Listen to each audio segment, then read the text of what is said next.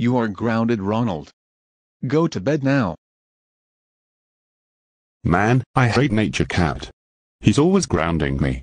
It's time for a taste of his own medicine. I know exactly what to do. I'm going to cut out a square inch of ceiling underneath his bed, so when he goes to bed tonight, he will crash into downstairs. He. Okay, to the ceiling is Nature Cat's bed. Now time to chainsaw the perimeter of it. All done. I can't wait for the look on his face tonight.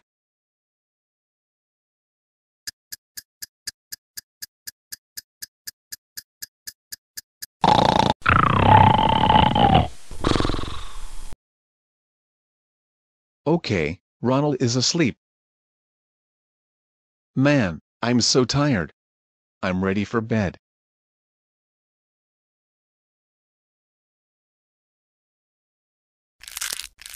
I'm about to fall. Ha ha ha ha ha ha ha ha ha ha. What just happened there? There's no floor or ceiling now. Ronald, get your butt downstairs right now. You have some explaining to do.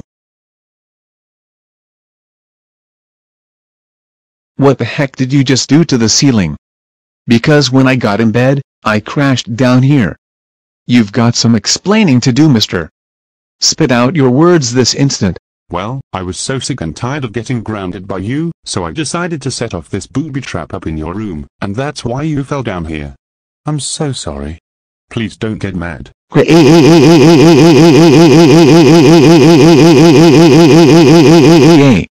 Ronald, how dare you do this to me?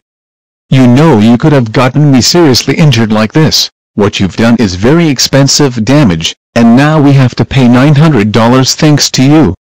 That's it, you are grounded for 5 years plus 20. Go back to bed right now.